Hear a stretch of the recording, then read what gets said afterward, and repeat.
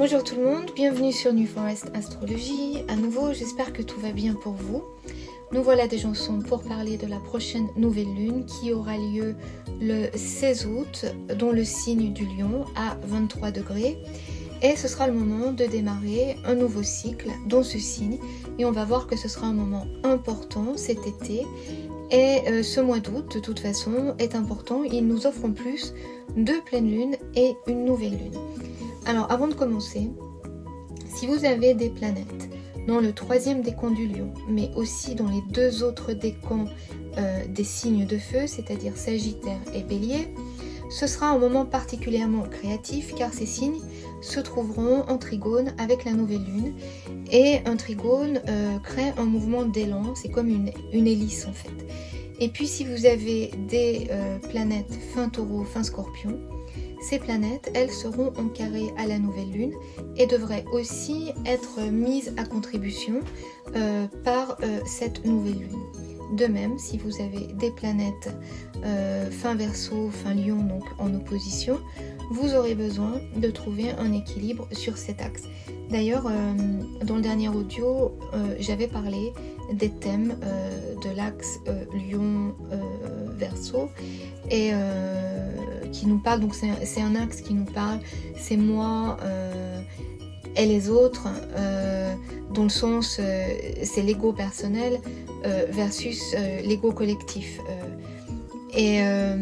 Donc je vous propose de regarder sur votre thème aussi dans quelle maison se trouve le dernier décan du Lion, si vous le pouvez, pour identifier le secteur qui va être concerné, le secteur de votre vie qui va être concerné par cette lunaison. Alors d'abord on va regarder les aspects et puis on finira avec le message guidé comme d'habitude. Cette lunaison, elle va se dérouler dans le signe du Lion, signe de feu, actif, lié à la maison 5, qui elle représente la créativité, la joie, les enfants, l'ego, le rayonnement personnel. Le Lion est aussi un signe régi par le soleil, donc le soleil là se trouve en domicile, et donc quand une planète est en domicile, c'est là où elle est la plus forte en fait. Et puis le Lion c'est un signe fixe, c'est-à-dire que c'est un signe qui marque un angle du thème astral, un pilier, c'est solide, il y a une force robuste ici, sur laquelle on peut compter en fait. Et donc les énergies sont toujours très ancrées en signe fixe. Et si les facultés d'adaptation sont peut-être un peu moins développées que dans les autres modalités, en contrepartie, on va y trouver de la force et de la robustesse. Alors on a des aspects et des événements périphériques intéressants.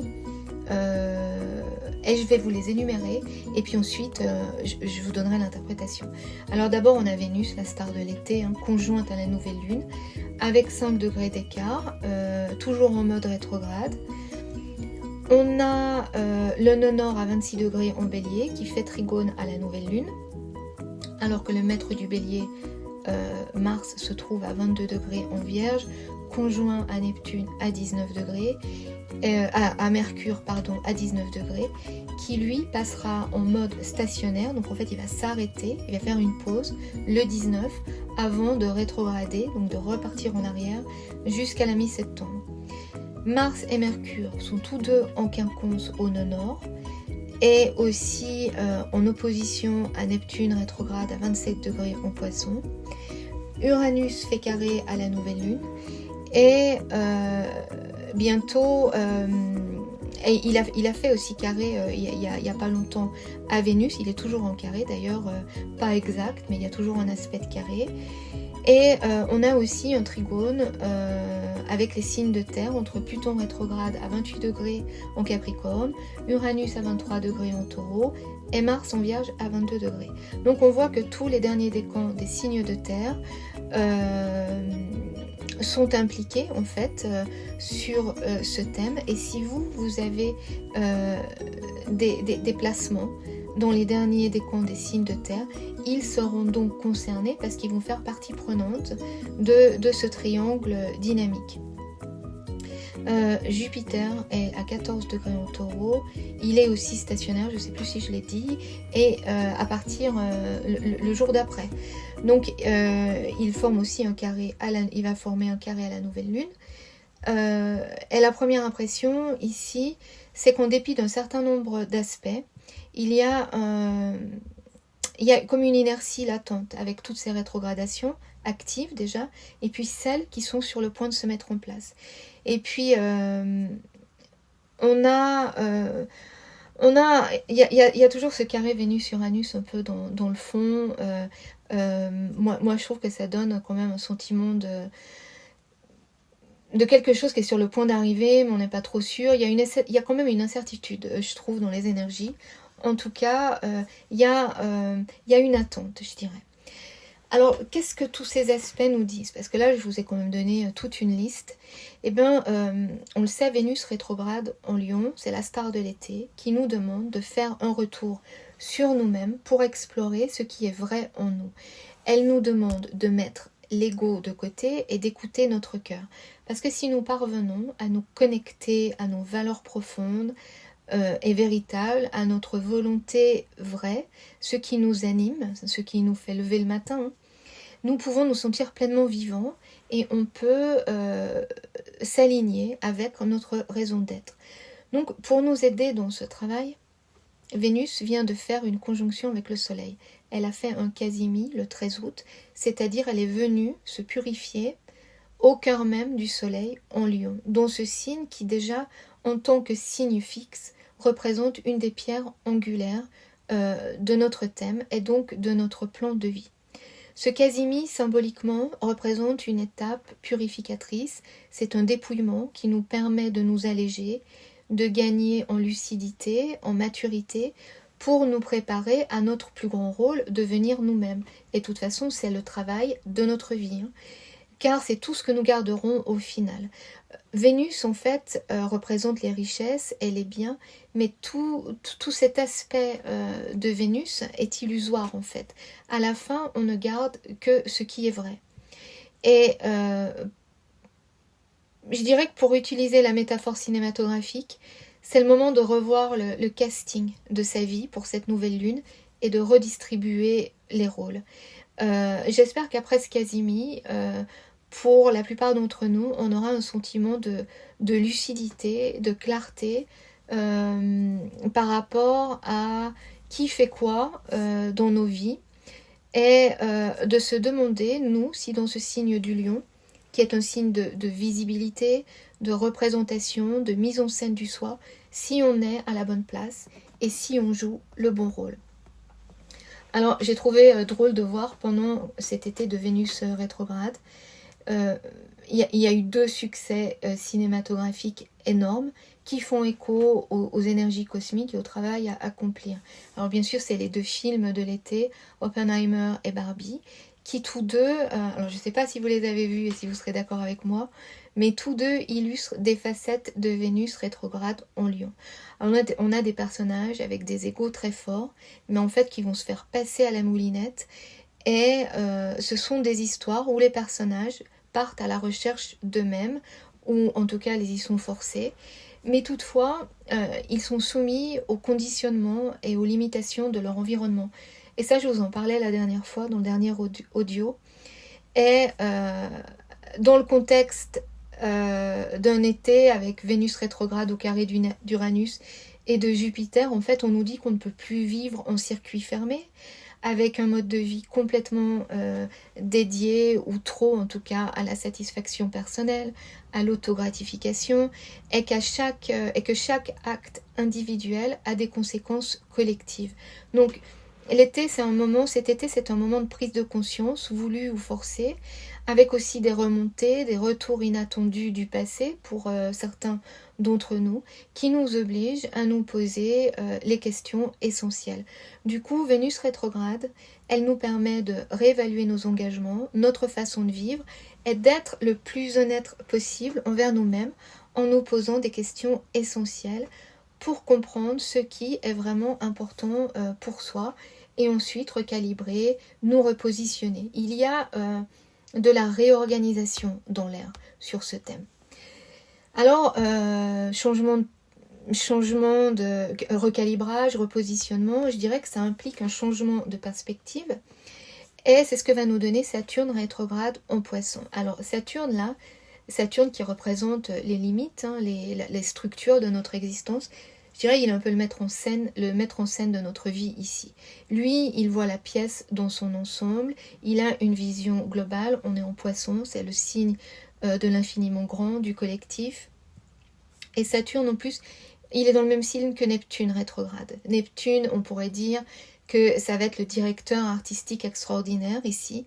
Et tous les deux, ils vont nous aider à mettre en route cette réorganisation, cette redistribution des rôles, en travaillant, on va dire, avec les signes qui se trouvent dans le signe opposé, en Vierge, le directeur de casting, implacable, efficace, et je veux nommer le couple Mars-Mercure. Alors, cette opposition, parce que c'est un aspect d'opposition ici, Saturne face à Mars-Mercure, ça nous indique qu'il y a quand même des points de vue qui vont diverger, des avis différents, mais pourtant, si on décide d'y mettre de la bonne volonté et que l'on garde à l'esprit de service qui est si important sur cet axe Vierge-Poisson, alors on peut faire un vrai travail d'équipe, de conciliation. Et ce serait peut-être vraiment l'autre vraiment bonne nouvelle pour l'été et qui pourrait apaiser certains conflits. En tout cas, on a une chance pour cette nouvelle lune de faire le vœu, de rassembler, de travailler ensemble en mettant les talents de chacun à contribution pour le bien de tous. Je disais à la dernière lunaison, on fait tomber les masques et maintenant que c'est fait, eh ben on remet chacun et chaque chose au bon endroit.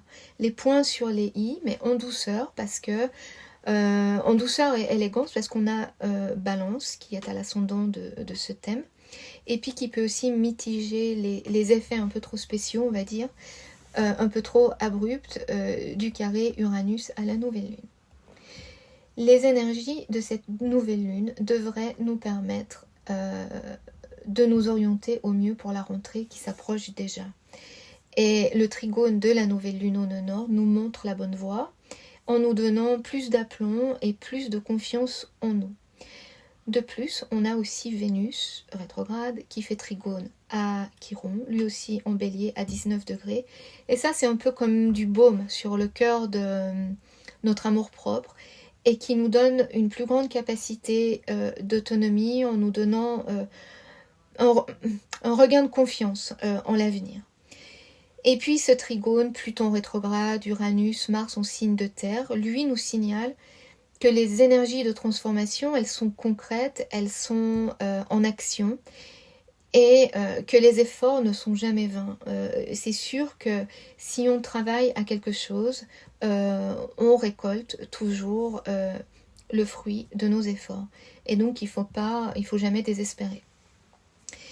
Mais toutefois, voilà, comme je le disais en préambule, à première vue, il y a quand même une sensation d'immobilité, il y a un temps d'arrêt, une respiration qui se dégage de ce thème.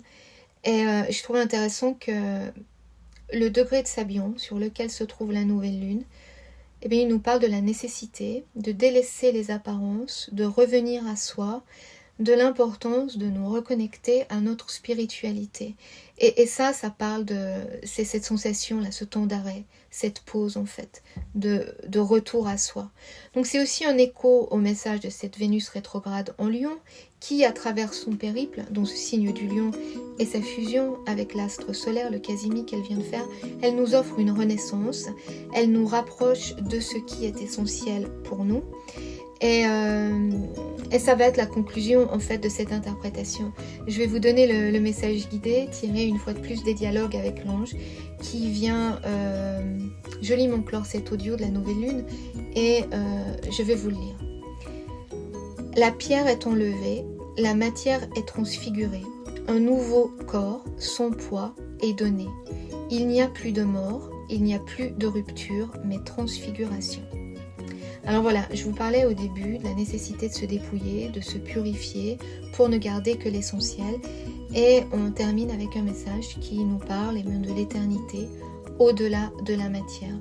Alors je vous parlais de cinéma aussi, et Et du coup, on dit que l'art est éternel et comme tout acteur, alors pour reprendre la métaphore, je dirais que c'est au fil des répétitions, donc des cycles astrologiques, que nous pouvons affiner notre jeu et devenir l'artiste de notre vie en fait.